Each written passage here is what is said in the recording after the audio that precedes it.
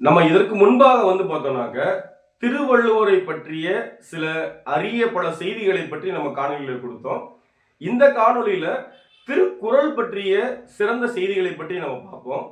அதாவது திருக்குறள் அப்படின்னு சொல்றதுக்கு முன்பாக இறைவன் மனிதனுக்கு சொன்னது பகவத்கீதை. மனிதன் சொல்ல இறைவன் எழுதியது திருவாசகம். ஆனால் மனிதன் மனிதனாக வாழ மனிதனுக்கு சொன்னது திருக்குறள். இந்த திருக்குறளினுடைய இலக்கண குறிப்பு என்று பார்த்தால் அடையெடுத்த கருவியாக பெயர். திருக்குறளுக்கு முதலாக உரை எழுதியவர் மணக்குடவர். ஆனால் திருக்குறளுக்கு சிறப்பாக உரை எழுதியவர் யார் என்றால் பரிமேல் அழகர். அந்த காலத்துல திருக்குறளுக்கு 10 பேர் உரை எழுதியிருக்காங்க. அவங்க யாரு அப்படின்னு பார்த்தோம்னா தருமர், தாமதத்தர், நச்சர், பருதி, திருமலையார், மல்லர், பரிப்பெருமாள், காளிங்கர், மணக்குடவர், பரிமேலழகர் ஆகிய 10 பேரும் திருக்குறளுக்கு சிறப்பாக உரை எழுதியிருக்காங்க.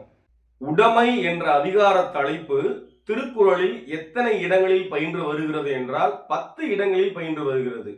அடக்கமுடைமை, ஊக்கமுடைமை, அன்புடைமை, பண்புடைமை, பொறையுடைமை, அறிவுடைமை, ஒழுக்கமுடைமை, நாணுடைமை, அருளுடைமை, ஆழ்வினை உடைமை. திருக்குறளை முதலாக அச்சில் பதிப்பித்தவர் யார் என்றால் மலையத்துவன் மகன் ஞானப்பிரகாசம். எங்கே என்றால் தஞ்சாவூரில் 1812ஆம் ஆண்டு திருக்குறளை முதலாக பதிப்பிக்கிறார்.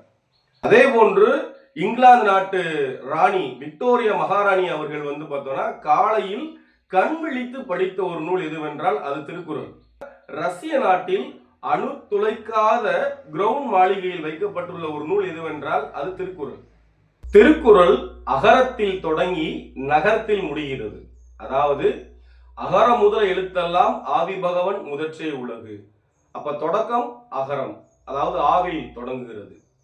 அதே போல 1330வது குறள் ஊடுதல் காமத்திற்கின்பம் அதற்கின்பம் கூடி முயங்க பெறின். அங்கே இறுதியா பார்த்தோம்னா நகரத்தில் முடிந்திருக்கும். திருக்குறளில் 2 முறை வரக்கூடிய ஒரே அதிகார தலைப்பு எதுவென்றால் குறிப்பறிதல். ஒன்று பொருள்பாலில் வருகிறது, மற்றொன்று காமத்துப்பாலில் வருகிறது. திருக்குறளில் கோடி என்ற சொல் எத்தனை இடங்களில் இடம்பெறுகிறது என்றால் 7 இடங்களில் இடம்பெறுகிறது.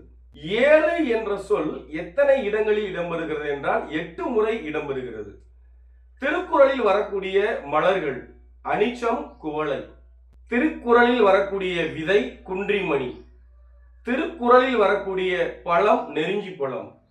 திருக்குறளில் வரக்கூடிய மரம் பனை மூங்கில். திருக்குறளில் பயன்படுத்தப்படாத உயிரெழுத்து எதுவென்றால் ஔ.